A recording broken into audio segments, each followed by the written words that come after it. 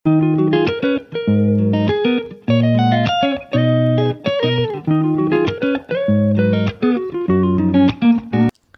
सगळ्यांना, आणि मी सारिका. तर आज आहे गणपती डेकोरेशन करायचं आहे. तर आधी तर सगळं घर स्वच्छ करून घेतलं गणपती डेकोरेशन करण्यासाठी, आणि नंतर गणपती बसवण्यासाठी जागा सिलेक्ट केली. तर आज खूप उशीर झाला होता तयारीला. आम्ही रात्री डेकोरेशन 10 वाजता करायला लागलेलो. तर पहाटे 2-2:30 वाजले होते डेकोरेशन करताना. आधी तर सगळे पाईप कट करून घेतले, 4 मोठे पाईप आणि 4 छोटे. सगळे पाईप एकमेकांमध्ये घट्ट एकदम जोडून घेतले आणि त्याचा मकर बनवण्यासाठी तयारी चालू केली. तर मकर बनवण्यासाठी गुड्डू खूप मदत करत होता. साक्षीताई पण होत्या, त्याही मदत करत होत्या आम्हाला. रात्रात खूप उशीर झाल्यामुळं तयारी ही पटपट चालू होती, कारण आज लास्टचा दिवस होता. सकाळी तर गणपती येणार होते, त्यामुळं तयारी जोरदार चालू होती. मुलंही मदत करत होते. गुड्डू तर लुडबुडमध्येच करत होता. त्याला तर घरी असं काय असलं तर खूप आनंद होतो, त्यालाही मदत करायला आवडतं. तर साक्षीताई आणि सौरभ हे पूर्ण मकर त्यांनी तयार करून घेतलं आणि नंतर उभं केलं. तर छान बनलं होतं. नंतर टेबल जिथं ठेवायचा होता, गणपती बसवणार आहे तिथं मकर ठेवून घेतलं आणि त्याच्यामध्ये टेबल ठेवला. पण थोडी साईज टेबलपेक्षा जास्त साईज झाल्यामुळं नंतर थोडे पाईप कट करून घेतले आणि पुन्हा नंतर सगळं मकर जोडून घेतलं. आणि आता मकर रेडी आहे. तर आता तयारी चालू आहे डेकोरेशनची.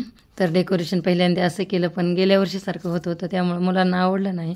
आणि नंतर परत कॅन्सल करून दुसरं डेकोरेशन चालू केलं. तोपर्यंत मी कमान बनवत होते. पूर्ण कमानीला फुलं कशी छान वाटतात अशा 2-3 प्रकारे ट्राय केली, कोणत्या प्रकारे छान वाटतील. तर नंतर हे बनवत आहे ते पण नाही आवडलं आणि तेही कॅन्सल केलं. परत गुड्डूने जे बनवलं होतं ते खूप सुंदर दिसत होतं, त्यामुळे गुड्डूचं आहे तसं बनवायचं ठरवलं आणि नंतर परत तयारीला चालू झालं. आता रात्रीचे 12 वाजले होते आणि चहाचा मूड झाला, त्यामुळे चहा घेतला. मावशीने छान चहा केला होता, त्यामुळं म्हटलं चहा घेतल्यानंतर अजून का आम्हाला उत्साह आहे, त्यामुळे सगळ्यांनी चहा एन्जॉय केला आणि परत तयारीला लागलो. तयारी तर जोरदार चालू होती. गुड्डूची नारळची मस्ती चालू होती टेबल खाली बसण्यासाठी, आणि आम्ही वरचं कमानी घेऊन कशी दिसत आहे ते ट्राय करत होता. तर छान दिसत होती. नंतर खाली ही टेबलला बेडशीट टाकून टेबल रेडी केला आणि आता 70% डेकोरेशन झालं होतं. रात्रीचे आता 1 वाजले होते. नंतर लाईट लावून घेतली आणि समोरचं डेकोरेशन झालं होतं. तर आता साईडचं डेकोरेशन चालू केलं आहे. साईडचं डेकोरेशन ही लाईट लावून घेतली आणि सगळे आणलेले डेकोरेशनचं साहित्य सगळ्या साईडने लावून घेतलं आणि मंडप हा रेडी झाला. मुकुट बसवायचा राहिला होता, तर त्याची जागा फायनल करून मुकुटही बसवून घेतला.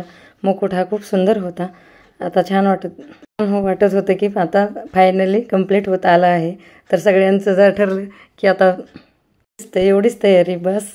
आणि रात्र झाल्यामुळे मुलंही आता कंटाळी होती आणि झोपण्याच्या तयारीत लागली होती. तर आता डेकोरेशन झालं आणि हा घरामध्ये तर खूप पसारा झाला होता, पण डेकोरेशन पाहून खूप छान वाटत होतं. फायनली सगळं डेकोरेशन कंप्लीट झालं आणि हा तुम्ही पाहू शकता फायनल लुक. फक्त वेळ आहे बाप्पाच्या आगमनाची, कधी घरी येत आहे एकदाची. Thank you for watching.